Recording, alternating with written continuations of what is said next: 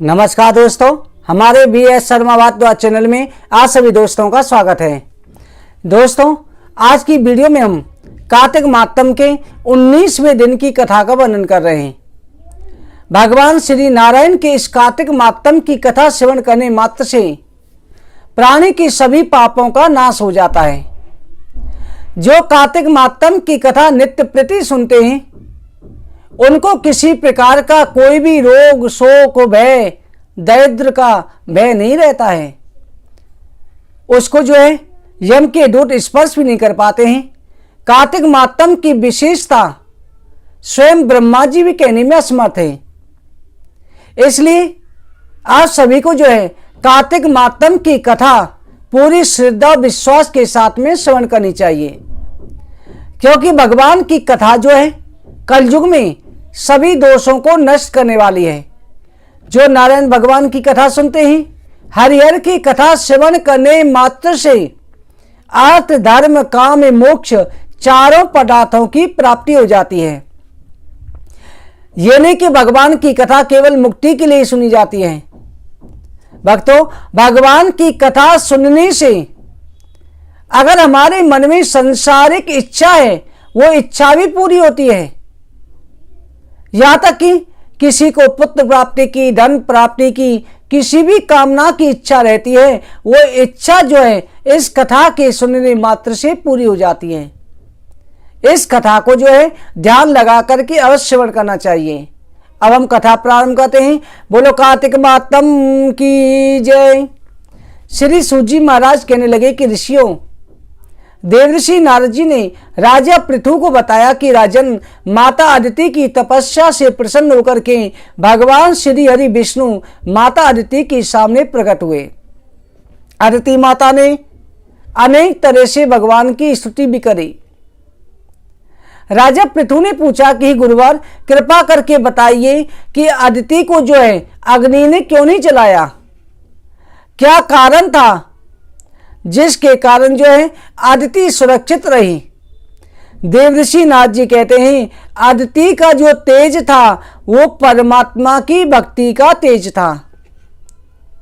भगवान विष्णु की भक्ति में जो रत रहता है, उसी स्थान पर ब्रह्मा, विष्णु, महेश सभी देवता रहते हैं। और जहां पर ये तीनों देवता रहते हैं, त्रिकाल परम ब्रह्म परमेश्वर रहते हैं, उस जगह पर सभी उपद्रव शांत हो जाते हैं।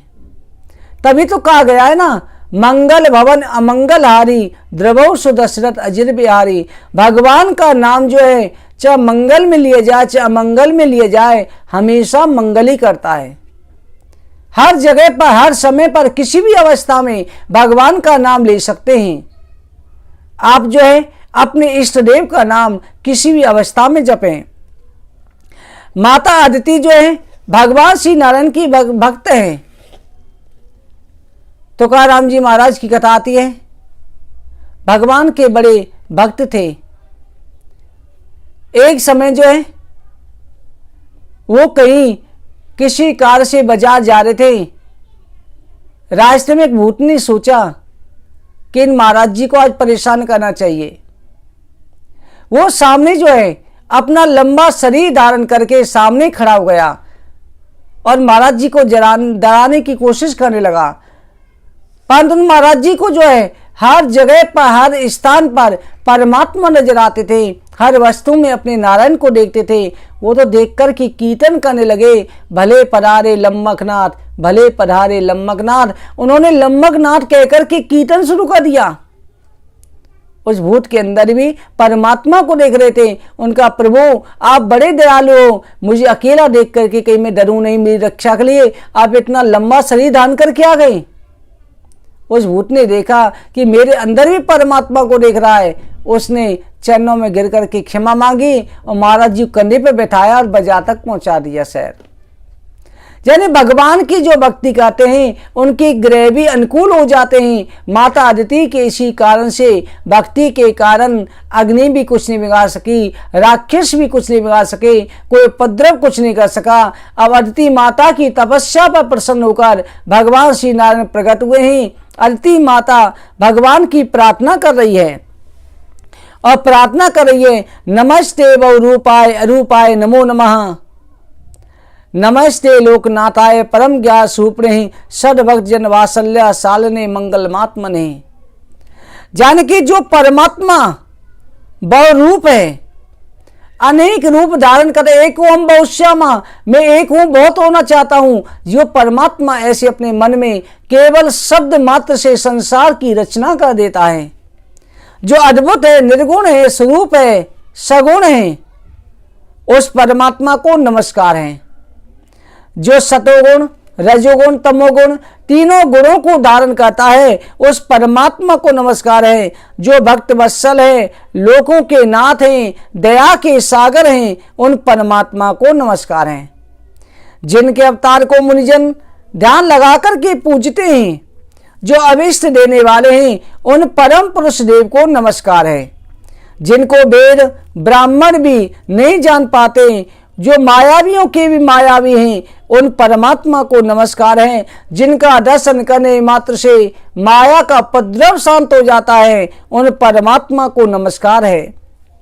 जो जगत के पालक हैं, लक्ष्मी के पति हैं, जो दया के समुद्र हैं, शांत लोगों को अपने साथ रखते हैं, परमात्मा के साथ वही लोग रहते हैं जो सतोगुण दान करके रहते हैं, शांत रहते हैं, जो संग रहते हैं, साथ में रहते हुए भी जिन्हें किसी माया मोह का व्याप्त नहीं होती, उन परमात्मा को नमस्कार है। जिनकी चरणों की सेवा करके भक्त लोग सिद्धि को प्राप्त कर लेते हैं, उन परमात्मा को प्रणाम है। जो यज्ञ के ईश्वर हैं, यज्ञ में स्थित हैं, यज्ञ के फलदाता हैं, यज्ञ के प्रबोध करता हैं, उन परमात्मा को नमस्कार है। पापी अजामिल जिनका नाम केवल पुत्र के बहाने नारायण नारायण कह करके मोक्ष को प्राप्त हुआ, उस लोक के साक्षी को नमस्कार है। जिनकी माया के पास में बने हुए ब्रह्मा देवता भी उसके भाव को नहीं जानते, उस परमात्मा को नमस्कार है। जो सबके नायक हैं, उसको नमस्कार है। प्रमाण रहते हैं, जो ज्ञान साक्षी हैं, जो संसार को चलायमान करते हैं, जिनके एक इशारे पर ये माया संसार की उत्पत्ति पालन संगार कर देती है। ये माया नर्तकी है। नर्तकी कहते हैं नचाने वाले को, जो खुद नाचती है, सबको नचाती रहती है। उस नर्तकी माया के स्वामी को नमस्कार है। जिनकी नर्तकी माया से केवल उल्टा चल के बचा जा सकता है। ये भगवान की माया से बचा कैसे जा सकता है? नर्तकी का उल्टा कर दो। नर्तकी का उल्टा कहते हैं तो कीर्तन होता है। भगवान का कीर्तन करने से, कथा सुनने से बचा जा सकता है। वो परमात्मा जिनके मुख से ब्राह्मण, भुजा से क्षत्रिय, जंघाओं से बनिया, पैरों से शूद्र उत्पन्न होते हैं। जिनके नेत्र से चंद्र सूर्य, मुख में इंद्र अग्नि, प्राण से पवन पैदा हुए। जो इंद्र पवन चंद्र रुद्र यमराज अग्नि कुबेर वरुण सबकी सूर्य सबके स्वरूप हैं, उन परमात्मा को नमस्कार है। देवता वृक्ष पर्वत पिशाच राक्षस सिद्ध गंधर्व नदी भूमि समुद्र प्रभु आप ही हो। जगत के मालिक आप हो, जिनका नाम परम ब्रह्म है। हे परमात्मा, आप मेरे पुत्रों की रक्षा करो। देव माता अदिति जो है इस प्रकार से प्रार्थना कर रही है, प्रभु मैं केवल आपकी शरण में आई हूँ। भगवान ने कहा, हे देव माता, तुम्हारे मन में जो भी इच्छा हो हमसे वरदान मांगो, हम तुम्हें सारी इच्छाएं पूरी करेंगे। देव माता ने कहा कि प्रभु मैं केवल ये चाहती हूँ कि मेरे पुत्रों का राज्य उन्हें प्राप्त हो जाए। दिति के जो पुत्र हैं, जो राक्षस हैं, वो भी मेरे ही पुत्र हैं, क्योंकि मेरी बहन के पुत्र हैं, मेरे पुत्र हैं। मैं नहीं चाहती कि उनको मारो, उनको मारो नहीं, केवल मेरे पुत्रों का अधिकार मेरे पुत्रों को दो, उनका अधिकार उनको दो। उनके पुत्रों ने मेरे पुत्रों का अधिकार छीन लिया है, इसलिए हे देव देवेश, मैं केवल अपने पुत्रों का राज्य चाहती हूँ, पुत्रों की सुख शांति चाहती हूँ। भगवान श्री नारायण के लगे, देवी हम प्रसन्न हैं, तुम्हारा कल्याण होगा, हम तुम्हारे पुत्रों को राज्य अवश्य देंगे, हम तुम्हारे पुत्रों को राज्य प्राप्त कराने के लिए तुम्हारे यहाँ पर पुत्र रूप में जन्म ग्रहण करेंगे और तुम्हारे पुत्रों की रक्षा करेंगे। तुमसे प्राप्त किए हुए इस स्तोत्र को जो प्राणी पढ़ेगा एवं सुनेगा वो धन दान से पुत्र संतान को प्राप्त करेगा, उसे धन की प्राप्ति होगी, पुत्र की प्राप्ति होगी, सुख शांति की प्राप्ति होगी और अंत में हमारे परम पद को प्राप्त होगा। अदिति माता कहती है, हे नारायण, ब्रह्मांड कोट शास्त्रम रोम कोपे तवानवः यस्य भावम न जयंती सुतया सर्वदेवता। जो देवताओं के स्वामी हैं, जिसके एक एक रोम में करोड़ों ब्रह्मांड घुमा करते हैं, उस परमात्मा को गर्भ में मैं कैसे रखूंगी? प्रभु हे देव देवेश, तुमको मैं कैसे धारण करूंगी?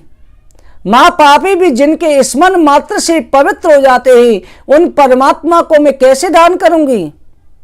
सूत जी महाराज कहते हैं कि ऋषियों, यह दृश्य अद्भुत है, रोमांचित करने वाला है। माता अदिति के वचन सुनकर के भगवान मुस्कुरा करके बोले कि हे देव माता, मैं आज गुण रहस्य तुमसे प्रकट करता हूं। आपने कहा कि मैं आपको कैसे धारण करूंगी? माता, मेरा भी धारण करने वाला होता है, मुझसे भी बड़ा कोई है, वह है गुप्त से गुप्त रहस्य। सुनो, वह रहस्य कि जो प्राणी शत्रु भाव त्याग करके मेरे भक्त की सदा सेवा करता है, सदा मेरी भक्ति करता है, वो मुझे धारण कर लेता है। जो माता पिता गुरु की सेवा करने वाला है, वो प्राणी मुझे धारण कर लेता है। जो ब्राह्मणों की सेवा करने वाला है, हमेशा मुझे धारण कर लेता है। पुण्य तीर्थ में, सत्संग लोक में जो हमेशा तुलसी गौ ब्राह्मण इनकी सेवा करता है, वो हमेशा हमें धारण कर लेता है। जो उपकारी है, दूसरे के द्रव्य की अभिलाषा नहीं रखते, दूसरे की स्त्री को देखते नपुंसक हो जाते हैं, जो पर नारी से दूर रहते हैं, पराये धन से दूर रहते हैं, जो सद्भाव पे चलते हैं, माता पिता गौ ब्राह्मण की सेवा करते हैं, किसी का दिल नहीं दुखाते, वो मेरे भक्त मुझे हमेशा धारण कर लेते हैं। हे माता, तुम्हारे जो हैं अपने पति में प्राण हैं, तुम अपने पति को सर्वस्व समझती हो, जीवन में हमेशा हित करती हो, यहाँ तक कि तुमने शत्रुओं का भी विनाश नहीं चाहती, उनका भी कल्याण चाहती हो। इसलिए हे माता, आप मुझे धारण कर सकती हैं। इस प्रकार देवताओं से कहकर के भगवान जो है अपनी कंठ की माला उतार करके माता अदिति को देकर के अंतर्ध्यान हो गई।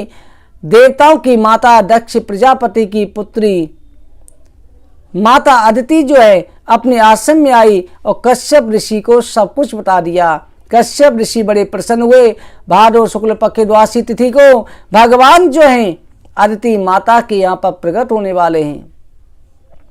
भगवान गर्भ में पधारे। भाद्र शुक्ल पक्ष द्वादशी जब आई, उस समय पर शंख चक्र गदा परम कमंडल धारण किए हुए हजारों सूर्यों के समान तेजस्वी भगवान सामने प्रकट हो गए। भगवान ने जब अपने विराट रूप में दर्शन दिया तब कश्यप अदिति ने अनेक तरह से स्तुति करी। कश्यप जी हाथ जोड़कर के कहते हैं, संसार के कल्याण करने वाले, सबके पालन करता, सबके नायक, दैत्यों के नाश करता तुमको नमस्कार है। नमो नमस्ते खिलकारणाय, नमो नमस्ते खिलपालकाय, नमो नमस्ते खिलनायकाय, नमो नमो दैत्य विनाशनाय। हे प्रभु, भक्तजनों के प्रिय, सज्जनों के आनंद करता जगदीश्वर तुम्हें नमस्कार है। कारण से वामन त्रिविक्रम रूप धारण करने वाले, धनु संग चक्र गदा पद्म धारण करने वाले, हे देव देवेश तुम्हें नमस्कार है। क्षीर सागर में शयन करने वाले, हे परमात्मा तुम्हें नमस्कार है।